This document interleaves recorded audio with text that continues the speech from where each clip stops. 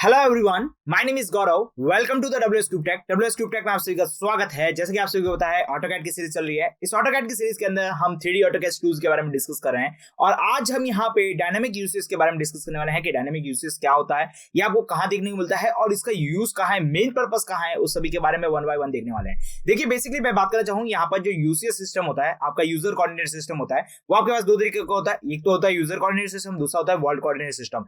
लेकिन जब हम यहाँ पर 3D के अंदर बात कर रहे हैं तो 3D के अंदर बात करते वक्त हमें डायनेमिक यूजर सिस्टम की जरूरत बहुत ज्यादा पड़ती है, क्योंकि जब हम यहाँ पर किसी 3D ऑब्जेक्ट के ऊपर कोई 2D ऑब्जेक्ट को यहाँ पे वर्क करते हैं तब हम ये डायनेमिक यूसेज की सिस्टम की वर्क करती है। क्लियर? एक तो तरीका यह है। दूसरा, यहाँ पर 3D ऑब्जेक्ट के अंदर जब हम यहाँ पे वर्क किया, जब हम 3D के अंदर जाते हैं तब हमें यहाँ पर कोऑर्डिनेट सिस्टम देखने को मिलता है। कोऑर्डिनेट सिस्टम से भी आप अपना जो यूसेज सिस्टम है उसे आप यहाँ पर चेंज कर सकते हैं। लेकिन डायनेमिक यूसेज सिस्टम आपके पास एक ऐसी एक की है जिसकी वजह से आप यहाँ पे क्या कर सकते हैं, अपने इच्छा अनुसार यहाँ पर यूसेज को वर्किंग करवा सकते हैं जिस तरह से आपको यहाँ पर वर्क करना है। बेसिकली बात करें यहाँ पर, तो यदि आप यहाँ पर 3D के अंदर वर्क करें तो 3D के अंदर वर्क करते वक्त आपके पास जो यूसेज सिस्टम होता है वो आपके पास XY प्लेन के अंदर होता है। लेकिन यदि आप यहाँ पर कोई वर्क करना चाहते हैं जो आपके पास YZ एक्सिस के अंदर है या फिर किसी और यहाँ पे प्लेन के अंदर वर्क करना चाहते हैं, तब आप यहाँ पर डायनेमिक यूसेज सिस्टम को यदि आप इनेबल कर लेते हैं तो यहाँ पे जो वर्किंग होती है वो आपके पास बहुत ज्यादा फास्ट हो जाती है। इसको इनेबल और डिसेबल करने का तरीका क्या है, F6 की है यहाँ पर। यस, यहाँ पे जो फंक्शन की है 6 है उसे आप यहाँ पर प्रेस करेंगे तो यहाँ पे डायनेमिक यूसेज सिस्टम यहाँ पर इनेबल हो जाएगा।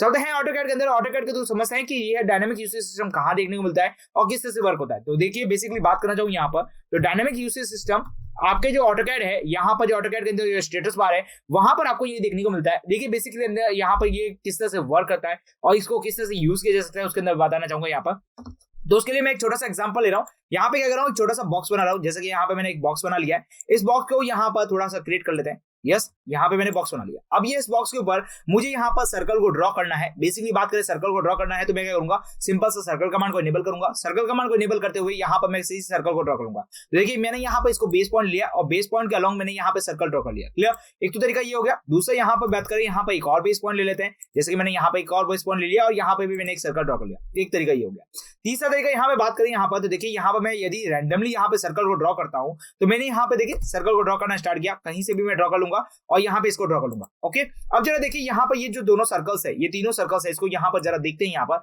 इसके व्यू पॉइंट को चेंज करके देखते हैं तो ये तीनों सर्कल्स कहाँ पर है। देखिए, बेसिकली बात करें तो जो आपके पास दो सर्कल्स थे जहां पे आपने इसको बेस पॉइंट चूज किया था उसी के अनुसार यहाँ पर बन चुके हैं। बट बात करें जाए यहाँ पर जो आपके पास नीचे वाले जो सर्कल्स है वो आपके पास क्या है, जो आपके पास नीचे वाली प्लेन है, कौन सी प्लेन है, यहाँ पर XY प्लेन के अंदर ड्रॉ हो चुका है। क्लियर? यहाँ पर आपको शो हो रहा होगा।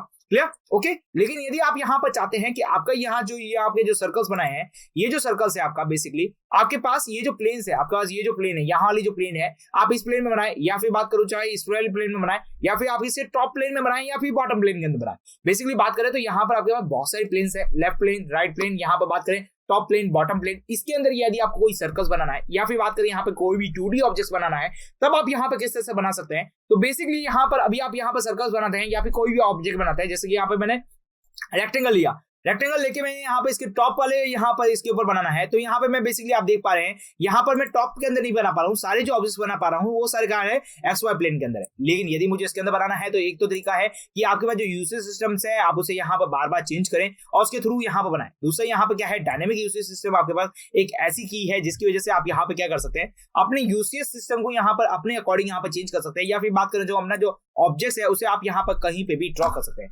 जैसे कि बात करें यहाँ पर, देखिए वापस से आप बॉक्स बना लेता हूँ मैं सिंपल सा। यस, यहाँ पे मैंने एक बॉक्स बना लिया फिर से।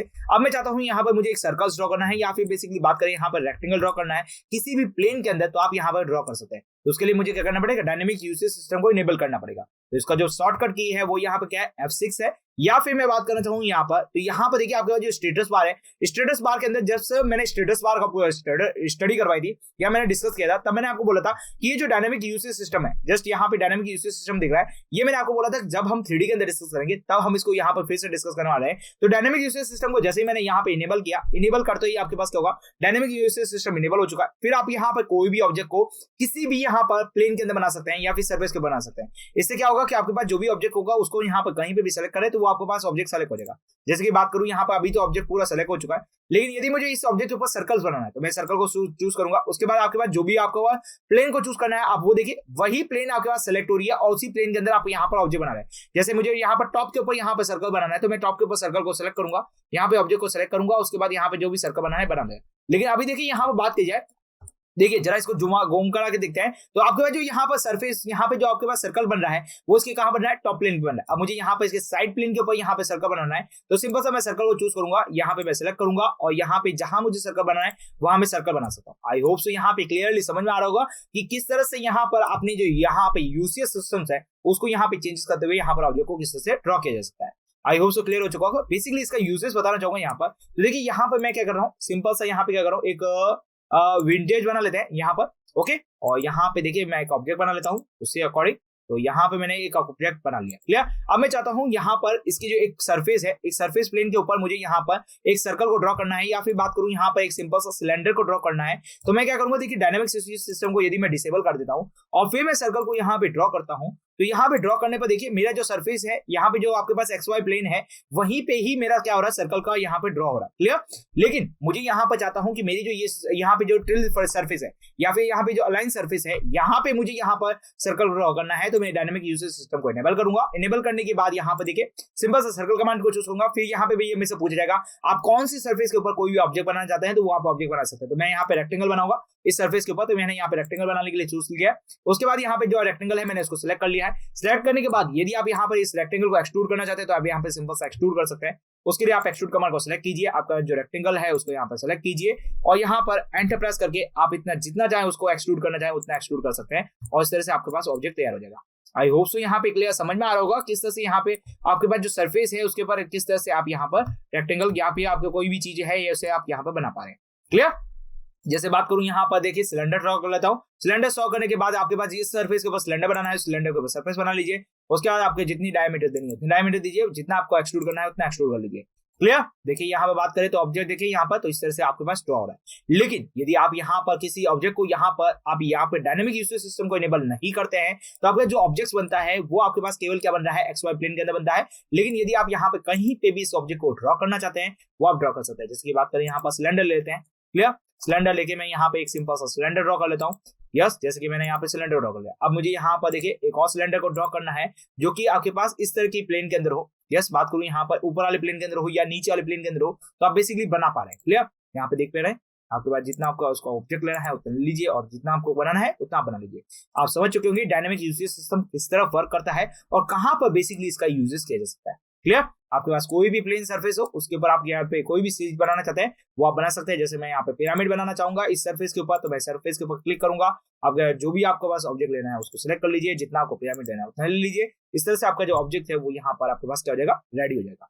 आई होप सो यहाँ पर क्लियर समझ में आ चुका होगा कि डायनामिक यूसेज सिस्टम किस तरह से वर्क करता है। और उसको यहाँ पर इसका शॉर्टकट कमांड क्या है, F6 कमांड है। F6 को इनेबल करते ही डायनामिक यूसेज सिस्टम इनेबल हो जाएगा और वापस प्रेस करते ही यहाँ पे क्या हो जाएगा, डिसेबल हो जाएगा। आई होप सो क्लियर हो चुका होगा। तो हम मिलते हैं हमारे अगले वीडियो लेक्चर के साथ, तब तक आप हमारे साथ बने रहिए। Thank you for watching this video.